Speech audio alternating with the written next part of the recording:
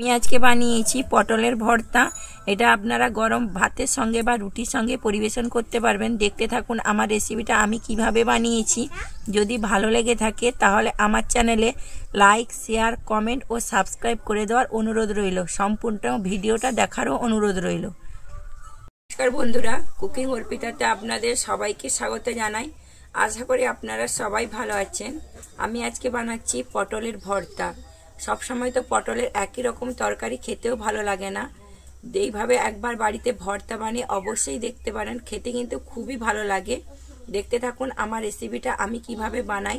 যদি ভালো লেগে থাকে তাহলে আমার চ্যানেলে লাইক, শেয়ার, কমেন্ট ও সাবস্ক্রাইব করে দেওয়ার অনুরোধ রইল। নিয়েছি পটল, আমি এখানে 500 গ্রাম পটল নিয়েছি। আমি পটলটাকে প্রথমে কিন্তু আমি ছাড়িয়ে নেব। এইভাবে কিন্তু চেঁচে নেব, পটলটা একদম ছাড়াবো না।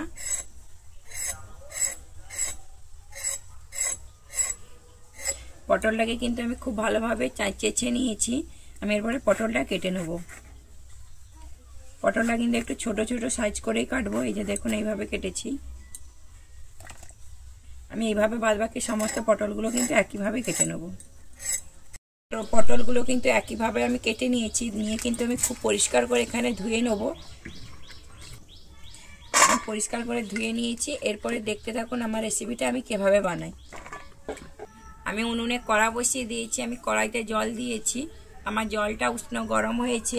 এরপর আমি পটলগুলোকে দিয়ে দেবো। এখানে কিন্তু আমি জলটা অল্প পরিমাণেই দিয়েছি, যেহেতু পটল থেকে জল বেরোবে তাই জন্য। আমি কিন্তু পটলের জলটা ফেলে দেবো না, পটলের গায়ে যাতে আমার জলটা মাখো মাখো হয়ে যাবে সেই জন্যই আমি এখানে অল্প পরিমাণে জল ব্যবহার করেছি। আমি পটলের মধ্যে এবার দিয়ে দিচ্ছি অল্প পরিমাণে লবণ। আমি লবণটা দিয়ে খুব ভালোভাবে আবারও মিশিয়ে নেব। এটা দিয়ে খুব ভালোভাবে এখানে মিশিয়ে নিয়েছি। ওটা টমেটো আর নিয়েছি আমি কিছুটা রসুন, আর দিয়ে দিচ্ছি আমি কিছুটা কাঁচা লঙ্কা। দিয়ে আমি আবারও খুব ভালোভাবে এখানে মিশিয়ে নেব। এরপরে কিন্তু আমি ঢাকনা দিয়ে হতে সময় দেবো 5 মিনিটের জন্য। আমার 5 মিনিট হয়ে গেছে। আমি ঢাকনাটা খুলে দেখছি। আমার কিন্তু এখনও পটলে কিন্তু অল্প পরিমাণে জল আছে, তাই জন্য কিন্তু আমি ঢাকনা দিয়ে আবারও কিন্তু হতে সময় দেবো কিছুক্ষণের জন্য। আমি ঢাকনাটা খুলে দেখছি। আমার জলটা কিন্তু এখানে সম্পূর্ণভাবে শুকিয়ে গেছে। আমি এরপর এটাকে নামিয়ে নিচ্ছি। আমি পটলটা কিন্তু এটা ঠান্ডা হলে আমি শিলের মধ্যে বেটে নেব। শিলে বাটা কিন্তু টেস্টটা খুব ভালো হয় খেতে। আমি একটু একটু করে এবারে শিলের মধ্যে বেটে নিচ্ছি। এখানে সর্ষে তেলে বানাবো, তাই জন্য আমি কড়াইতে সর্ষের তেল দিয়েছি। আমার তেলটা গরম হয়ে গেছে। আমি প্রথমে এখানে দিয়ে দিচ্ছি 2টো শুকনো লঙ্কা। আমি এরপরে দিচ্ছি কালো জিরে।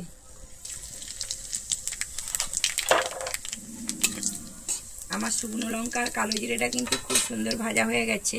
আমি এরপরে একটু দিয়ে দিচ্ছি অল্প পরিমাণে হিং। এরপরে দিচ্ছি আমি কুচানো রসুন। ভর্তাতে কিন্তু রসুন কুচি একটু বেশি লাগে। আমার রসুনটা কিন্তু ভাজা হয়ে গেছে। আমি এরপর এখানে দিয়ে দিচ্ছি কুচানো পেঁয়াজ।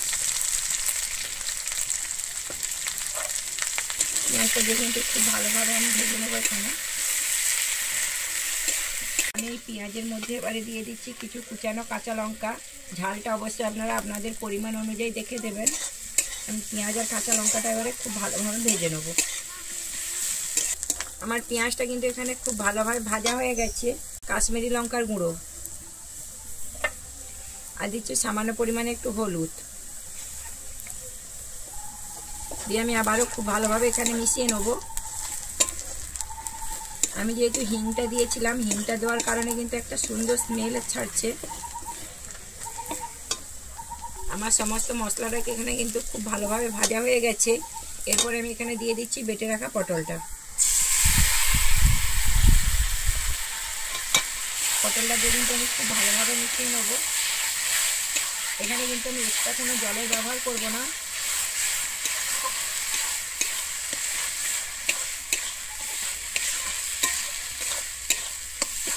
আমি এই পটলের মধ্যে এবারে দিয়ে দিচ্ছি পরিমাণ মতো লবণ।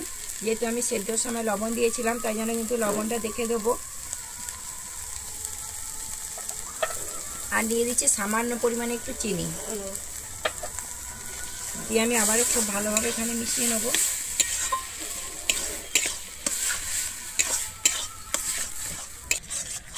কিন্তু খুব ভালোভাবে এরকমভাবে নাড়তে থাকবো, নাহলে কিন্তু তলায় লেগে যাবে। এটা কিন্তু একদম শুকনো শুকনো হবে, তবে গিয়ে কিন্তু খেতে ভালো লাগবে। আমি এরপরে এখানে উপর থেকে দিয়ে দিচ্ছি চেরা কাঁচা লঙ্কা, আর কি দিয়ে দিচ্ছি কুচানো ধনেপাতা, দিয়ে আমি আবারও খুব ভালোভাবে এখানে মিশিয়ে নেব।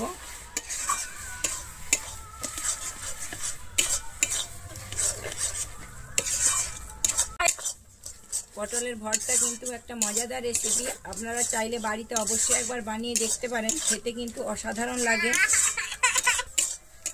আমি এরপরে উপর থেকে দিয়ে দিচ্ছি একটু কাঁচা সরষে তেল। ভর্তাতে কিন্তু কাঁচা সরষে তেল দিলে খেতে খুবই ভালো লাগে। তেলটা দিয়ে আমি আবারও খুব ভালোভাবে মিশিয়ে নিচ্ছি।